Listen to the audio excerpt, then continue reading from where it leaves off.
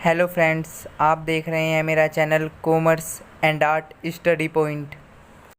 आज मैं आपको सोल के economics for semester second BA program के असाइनमेंट के क्वेश्चन का सॉल्यूशन शेयर करने वाला हूं। जैसे कि आप क्वेश्चन स्क्रीन पर देख सकते हैं।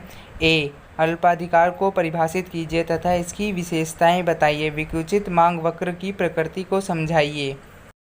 और पार्ट बी, अल्पाधिकार बाजार में खेल के सिद्धांत को स्पष्ट कीजिए। दोस्तों, पहले आप इसे ध्यान से समझिएगा, बाद में नोट डाउन कीजिएगा। तो चलिए दोस्तों, वीडियो को शुरू करते हैं। पहले हम इसका ए सॉल्व करेंगे। इसमें हम इस क्वेश्चन को 3 पार्टों में डिवाइड कर लेंगे, जिसका पहला पार्ट होगा अल्पाधिकार को परिभाषित कीजिए, दूसरा पार्ट होगा अल्पाधिकार की विशेषताएं और तीसरा पार्ट होगा विकुचित मांग वक्र की प्रकृति को समझाइए। हम अपने क्वेश्चन के फर्स्ट पार्ट पे आते हैं, जो है अल्पाधिकार बाजार को परिभाषित कीजिए।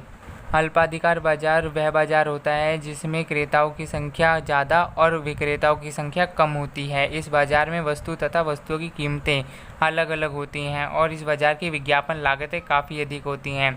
इस बाजार में क्रेताओं को वस्तु के मूल्य का अपूर्ण ज्ञान होता है और इस बाजार में अस्वतंत्र प्रवेश व निष्कासन पाया जाता है। फिर हम अपने क्वेश्चन के सेकंड पार्ट पर आते हैं, जो है अल्पाधिकार बाजार की विशेषताएं। इसकी पहली विशेषता है कम विक्रेता तथा अधिक क्रेता, क्योंकि इस बाजार में महंगी वस्तुओं का व्यापार किया जाता है। यह बाजार धनी वर्ग का बाजार होता है। इसकी दूसरी विशेषता है कीमत विभेद।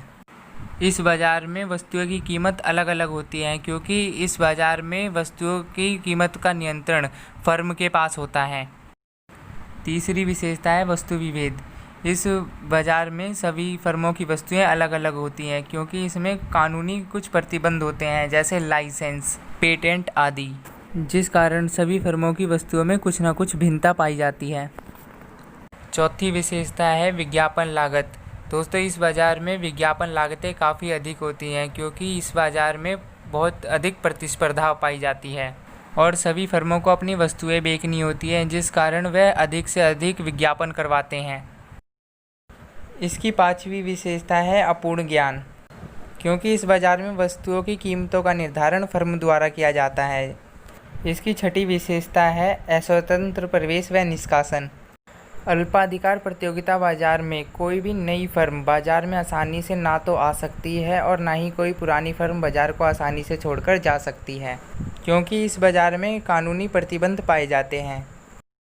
फिर आते हैं हम अपने क्वेश्चन के नेक्स्ट पार्ट पे, जो है अल्पाधिकार बाजार में विकुचित या मोड़दार मांग वक्र।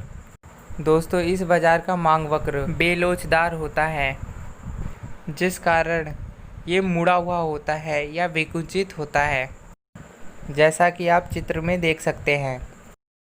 दोस्तों, ये डायग्राम को एक्सप्लेन कर रखा है, इसे आप खुद पढ़ सकते हैं। फिर आते हैं हम अपने क्वेश्चन के बी पार्ट पे, जो है अल्पाधिकारिक बाजार में खेल के सिद्धांत को स्पष्ट कीजिए। दोस्तों, अल्पाधिकार बाजार में खेल का सिद्धांत वह सिद्धांत होता है जिस प्रकार खेल में प्रत्येक खिलाड़ी आक्रामक या प्रतिरक्षात्मक व्यूह रचना अपनाकर अपने प्रतिद्वंदियों द्वारा पहुंचाई जाने वाली हानि न्यूनतम करता है, उसी प्रकार अल्पाधिकारिक बाजार में फर्मों द्वारा व्यूह रचना अपनाकर अपना अस्तित्व बनाए रखने का प्रयास करती है। इस सिद्धांत में जैसे खेल में कोई खिलाड़ी विभिन्न चालों में से सबसे अच्छी चाल द्वारा खेल का परिणाम प्रभावित कर सकता है, उसी प्रकार अल्पाधिकारिक विभिन्न चालों में से सर्वश्रेष्ठ चाल का चुनाव कर अपना लाभ अधिकतम या प्रतिद्वंदियों फर्म की हानि अधिकतम तय करता है। दोस्तों, इस सिद्धांत की कुछ मान्यताएं हैं, जैसे प्रत्येक अल्पाधिकारिक फर्म श्रेष्ठ व्यूह रचना अपनाती है। दूसरा, प्रतिद्वंदी फर्म की व्यूह रचना अपने फर्म के लिए सबसे खराब होती है। तीसरा, प्रत्येक अल्पाधिकारिक फर्म के पास अनेक व्यूह रचना होती हैं। चौथा, जो फर्म व्यूह रचना अपनाती है वह अपने लिए तो अनुकूल होती है, परंतु दूसरी फर्मों के लिए प्रतिकूल होती है। पांचवा, जैसे ही एक फर्म का लाभ बढ़ता है दूसरी फर्म का लाभ कम हो जाता है। दोस्तों, यही था आज का हमारा क्वेश्चन। अगर आपको इस वीडियो से हेल्प मिली हो तो प्लीज़ इस वीडियो को लाइक करें, शेयर करें, कमेंट करें और मेरे चैनल को ज़रूर सब्सक्राइब करें।